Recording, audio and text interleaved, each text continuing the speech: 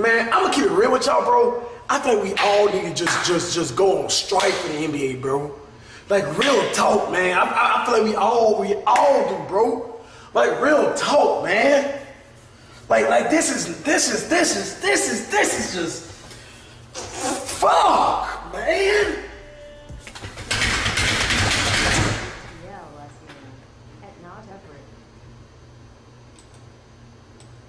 I don't want to watch it.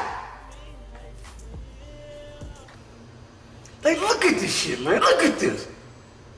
Look at this. Not him. Look at this. Bada boom, bada bing, bing, bada. Oh my God, man. Dude, you're not great, man. You're not. Like, you play bad. You're supposed to compete. You're not competing.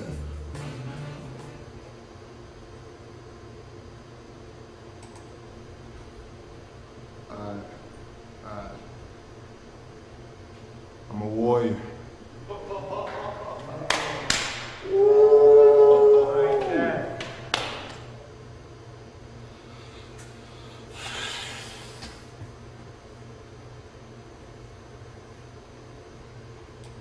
What's the point exactly, man?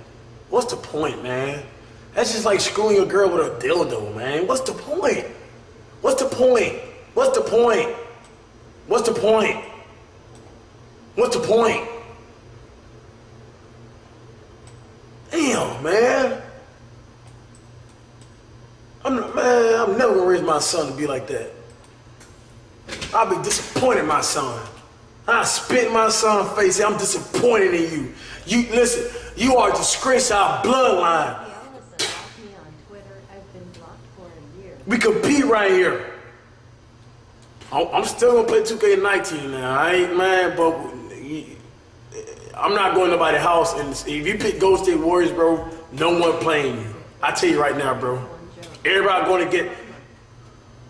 If you pick Golden State Warriors team next year on 2K19, I will be going to get an all-star team. I have to compete. That's the only way I can compete. I'm sorry. It's facts. I cannot compete. I cannot compete.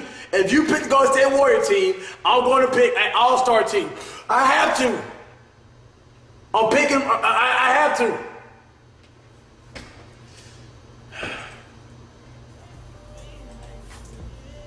And guess what? I'm probably still gonna lose. I'm probably still gonna lose.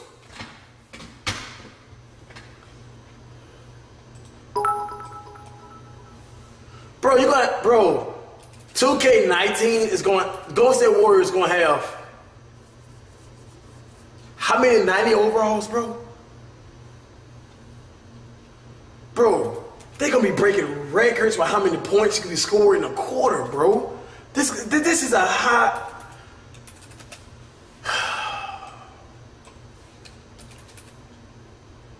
Man, I never wish injury on nobody, man. But man, I'm sorry, y'all. I love the game of it. I love the NBA. I love the NBA, man. I was excited to see if Kawhi was going to get traded. I was excited to see if the Celtics were going to become championship contenders. There was a lot to look forward to, but now I feel like Demarcus Cousins has just ruined everything. Last year, Charles Barkley famously said, I have to get on TV and fake it for 7 months that it's not going to be the Warriors and the Cavs in the finals again. I can't wait to see what he says now, because if this current Warriors lineup stays healthy next season, they won't just make the finals, they'll walk through the playoffs and win another championship with ease. What do you think they done this year?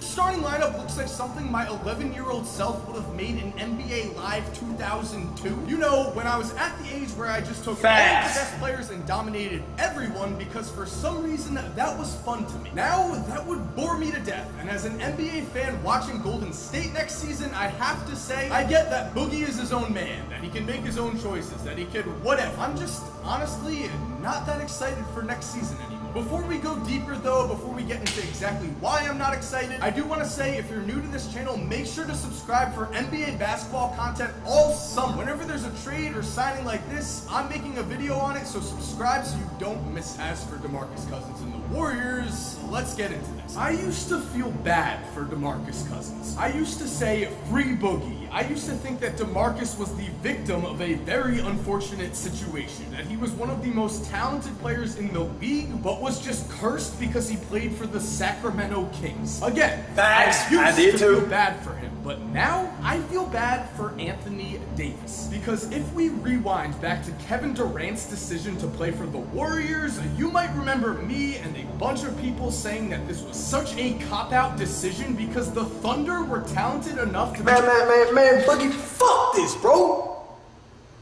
You supposed to be a G. You supposed to got it from the swamps. You're from down here, man. I seen you in basketball camp, man. You carry yourself like a G. Man, you had your homeboy wear your jersey. Wear your jersey during the fucking All-Star game while you over there healing.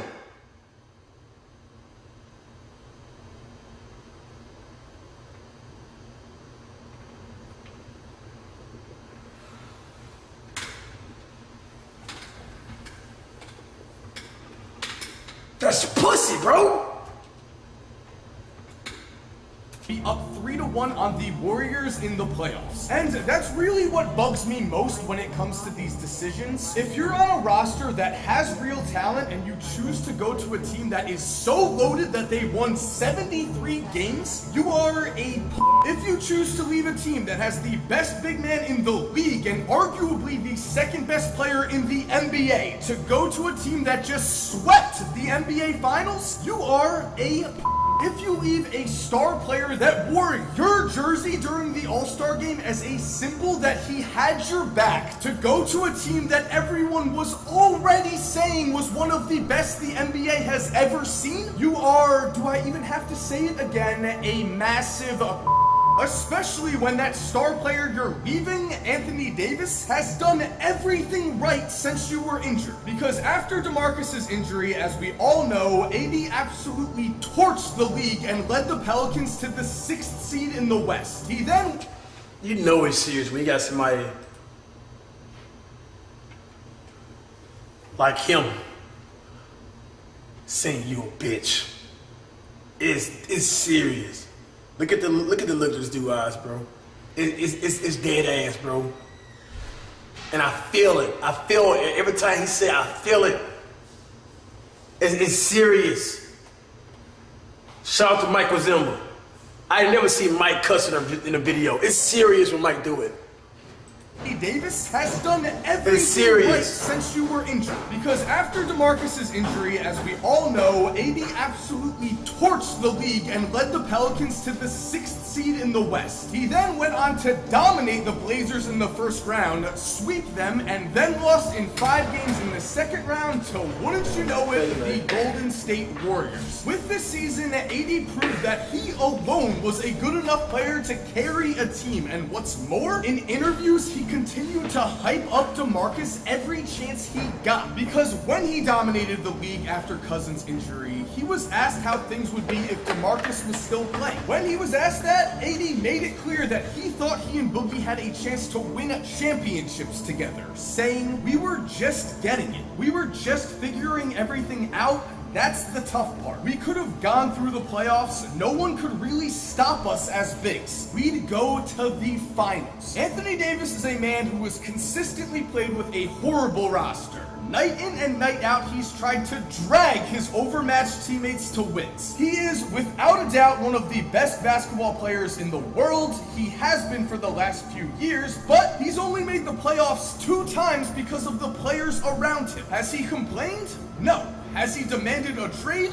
No. Again, he has done everything right. And now, fresh off a season in which he proved he was good enough to be the best player on a championship team, fresh off a year where the Pelicans proved they could do some serious damage if Demarcus came back, AD watched as Boogie turned his back on him and left in an even bigger cop-out situation than Kevin Durant. I mean, at least KD had won the MVP before he went to the Warriors. At least he brought a team to the finals. At least he had the excuse that he didn't want to play with a ball-dominant point guard anymore. Demarcus Cousins, on the other hand, has earned nothing in the league so far. He's never been to the finals. He's never even been on a playoff team, and so you know what they say, if you can't beat them, join them. Demarcus Cousins couldn't beat anybody, so he took a massive pay cut, joined them, and is now going to be $5 million in your prime?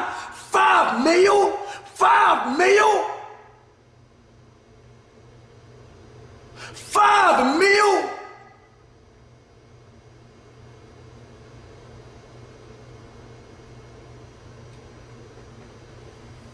carried to a championship. I will never respect this man again. I'm not sure how anyone can, because this is probably the single most decision in all of sports. If Mike Wazima is cursing in this video, it's fucking real, ladies and gentlemen. It's real.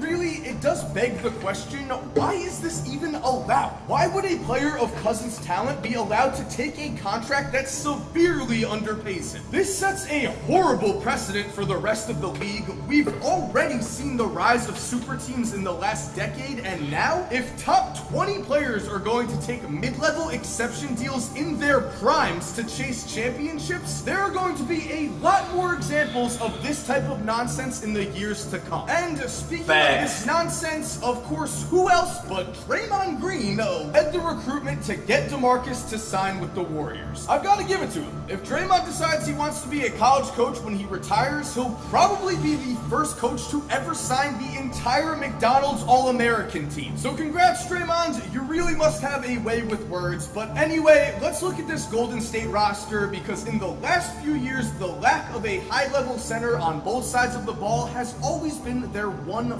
flaw. I mean, if you can even call it that, because we've seen Durant step up as a rim protector, we've seen Draymond become one of the best defensive players in the league, but still, Golden State has not had a real center who they could dump the ball down low to on offense and can match up with elite NBA big men on defense. Now, they have exactly that. And the worst part is, Demarcus Cousins isn't just a good big man or even an all-star level talent. He's the best big man in the fucking league.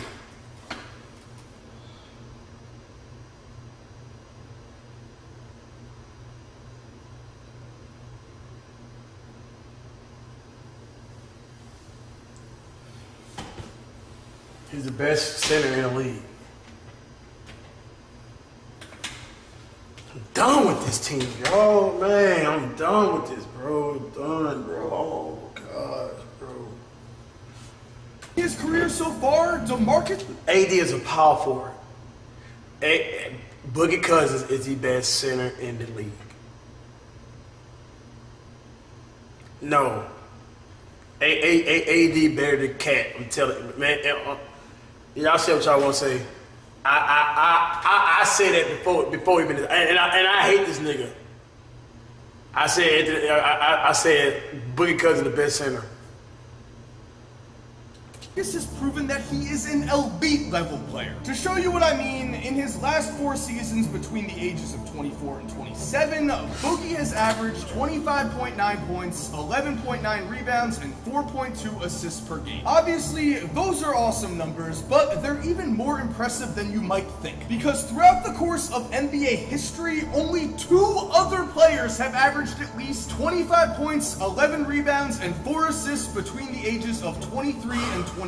Those other 2 players are Hall of Famers Kareem Abdul-Jabbar and Elgin Baylor. And looking at Demarcus's stats, the real number we need to focus on here is his passing, because that's what makes this trade so absolutely terrifying. Cousins is not a black hole on offense. He isn't someone like Dwight Howard who demands to post up at all times and is a horrible passer. No. Boogie is one of the best passing big men in the league, which is only going to make Golden State's offense that that much more lethal. Last season, Demarcus averaged a career-high 5.4 assists per game and was second in the entire NBA behind Nikola Jokic in assists per game among centers. So, when inserted into Golden State's lineup, Cousins will show that he has the basketball IQ and passing ability to find the 5,000 knockdown shooters the Warriors have on the court. Going even further, in the past when Golden State has gone big, they've done so with players like JaVale McGee, Festus Ezeli, Andrew Bogut, traditional centers who can't really shoot. Now though, they have Demarcus Cousins who can shoot. Last year, Boogie made 2.2 threes a game and shot over 35% from the three-point line, which means the Warriors no longer have to make a choice with their best lineup. They don't need to decide to go big and give up some court spacing in order to have a better rebounding team on the floor. They don't have to make the decision to go small with an insane shooting lineup that sacrifices rebound. What most of you got here, Kerr? From the three-point line, which means the Warriors no longer have to make a find the 5,000 knockdown shooters the Warriors have on the court. Going even further, in the past when Golden State has gone big, they've done so with players like JaVale McGee, Festus Ezeli, Andrew Bogut, traditional centers who can't really shoot. Now though, they have Demarcus Cousins who can shoot. Last year, Boogie made 2.2 threes a game and shot over 35% from the three-point line, which means the Warriors no longer have to make a choice with their best lineup. They don't need to decide to go big and give up some court spacing in order to have a better rebounding team on the floor. They don't have to make the decision.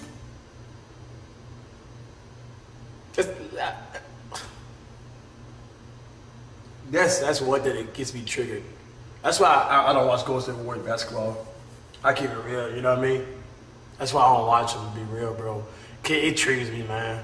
It really do triggers me. As someone who actually hits the weight room, bro, you know what I mean? And I actually see masculine man, no homo, alright? When I see this little simp, light-skinned dude do this, bro, it triggers me. It gets underneath my skin. I want to arm wrestle him and break his fucking goddamn ligaments off. It triggers me, bro. To go small with an insane shooting lineup that sacrifices rebounding and rim protection. No.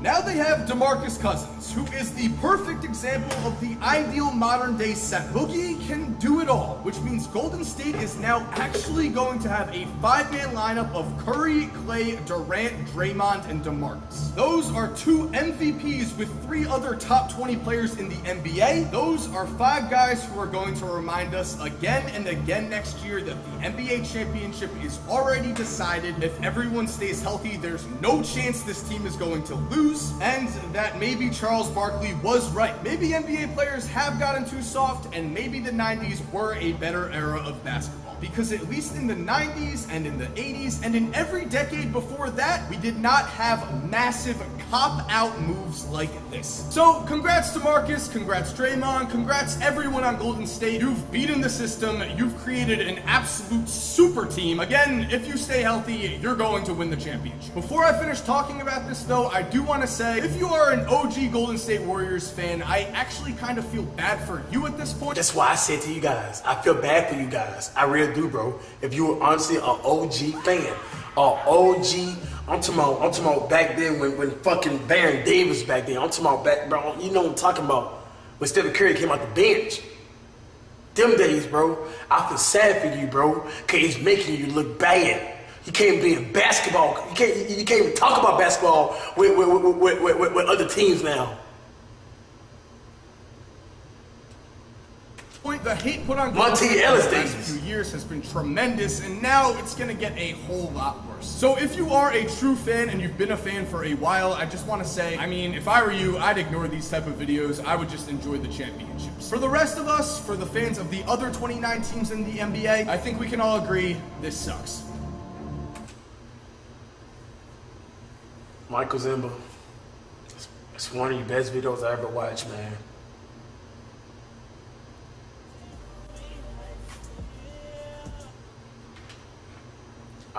It really is, man. You didn't have no SeatGeek advertisement. You didn't have no ads in your video. You was mad. You was angry. And I felt it. I never seen you ever in your entire life say any curse words. Salute, bro.